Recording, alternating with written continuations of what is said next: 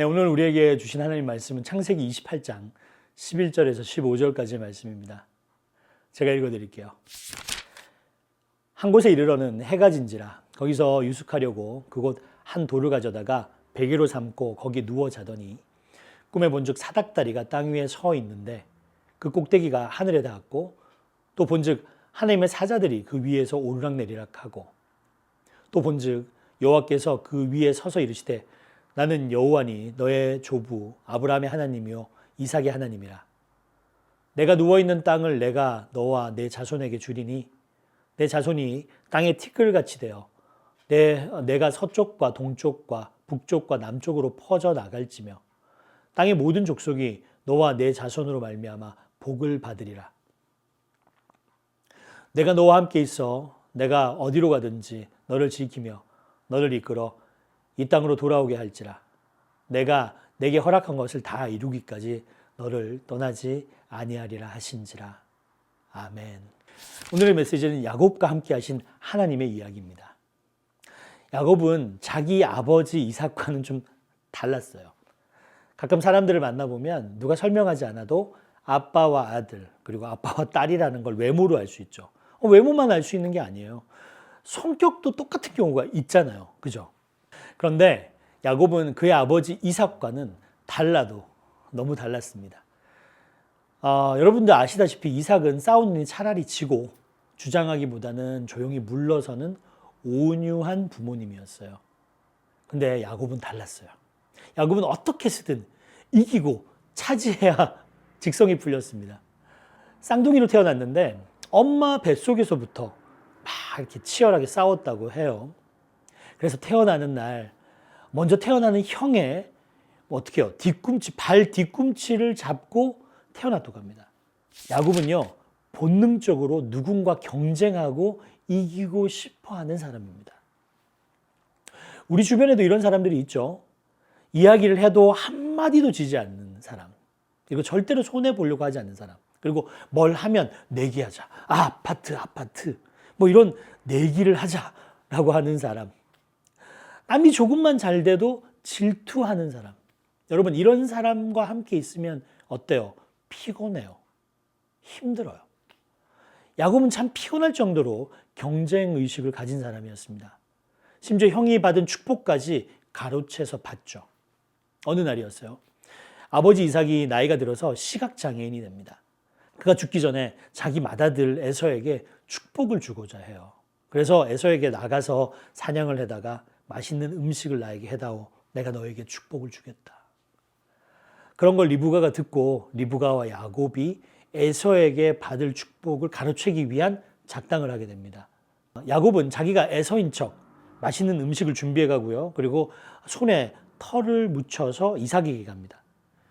이삭은 야곱의 목소리를 듣고 좀 수상하다고 생각했어요. 근데 워낙 치밀하게 준비한 야곱에게 결국 속아 넘어갑니다. 그래서 에서에게 주려고 했던 축복을 야곱에게 전부 주게 되죠. 어떤 목사님은 이 사건에 대해서 이렇게 표현하더라고요. 인류 최초의 보이스 피싱 사건이라고요. 그럼 하나님은 야곱에 대해서 여러분 어떻게 생각할까요? 제가 보기에는 거룩하신 하나님하고 야곱은 잘 안 어울리는 것 같아요. 근데 오늘 말씀은 굉장히 충격적입니다. 하나님이 야곱을 찾아오신 거예요. 야곱이 부른 적도 없어요. 자격도 없어요. 근데 말씀해 보면 야곱이 들판에서 돌베개를 베고 잠이 들었어요. 그래서 꿈에서 보니까 사닥다리가 땅에서 하늘로 이어져 있는데 거기에 하나님의 사자들이 하늘과 땅을 오르락내리락 하는 거예요. 나중에 야곱은 하나님이 여기 계신데 자기가 잘 몰랐다며 여기가 하나님의 집이고 하나님의 문이라고 해서 그곳의 지명을 어떻게 해요? 베델, 하나님의 집이라고 짓습니다. 그런데 여러분 과연 거기만 하나님이 계실까요? 아니요. 아브라함은 하란에 있을 때 하나님을 만나죠. 이삭은 브엘셀바에 있을 때 하나님을 만났어요. 그리고 야곱은 광야에서 하나님을 만나고, 그리고 모세는 호렙산에서 하나님을 만나고, 여호수아는 모압 평야에서, 이사야는 성전에서 하나님을 만납니다. 이 말씀은 무슨 말씀이냐면 여러분 하나님은 어디서나 계신 줄 믿습니다. 이곳에 하나님이 계십니다. 여러분의 가정에도 하나님이 계십니다. 여러분의 일터에도 학교에도 하나님은 계십니다. 여러분이 있는 바로 그곳이 하나님을 만날 만한 장소고 하나님은 여러분을 만나기를 원하십니다. 저는 여러분이 이 사실을 꼭 믿으시길 바라요. 하나님이 야곱을 만나서 이렇게 말씀합니다. 창세기 28장 15절.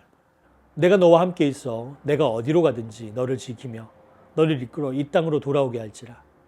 내가 내게 허락한 것을 다 이루기까지 너를 떠나지 아니하리라 하신지라. 이 야곱을 통해서 하나님이 우리에게 들려주고 싶은 이야기가 있습니다. 하나님은 언제 어디서나 우리를 만나시지만 또한 우리가 어떤 사람일지라도 찾아오시고 만나주신다는 거예요.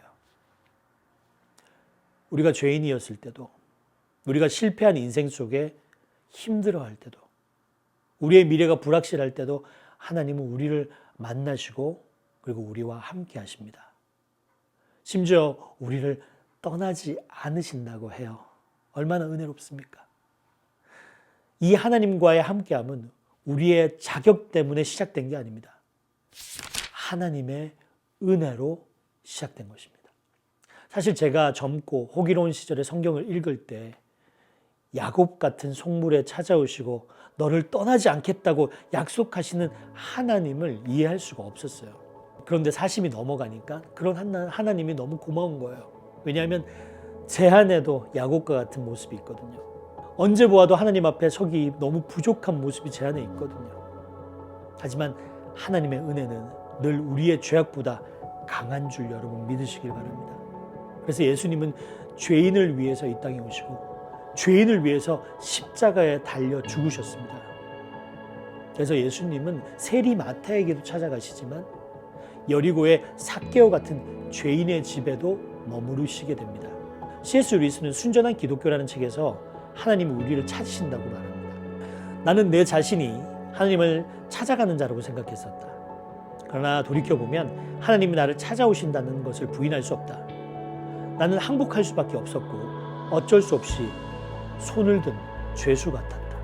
여러분, 지구상의 모든 종교는 다 사람이 신을 찾아가는 방법을 제시하지만 기독교는 하나님이 먼저 사람을 찾아오신 이야기입니다. 야곱이 여러분 그 증거죠. 주님이 우리에게 먼저 손을 내밀어 주시지 않으면 우리에겐 소망이 없어요. 만약 하나님이 야곱을 만나지 않으셨으면 야곱은 그냥 그렇게 속물로 살다가 죽었을 거예요. 하지만 베델에서 하나님을 만난 이후로 야곱은 조금씩 성장합니다. 그리고 아브라함과 이삭과 야곱의 하나님이라는 표현에 걸맞는 사람이 됩니다. 우리는 하나님 앞에서 완전하지 못합니다. 다 흠이 있고 죄가 있습니다. 하지만 이 사실은 분명합니다.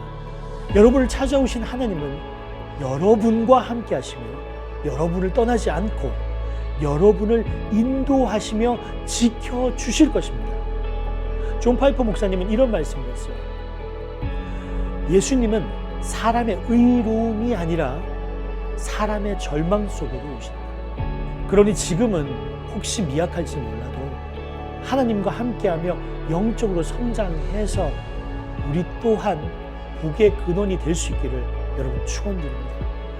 하나님은 이미 여러분과 함께하고 계십니다.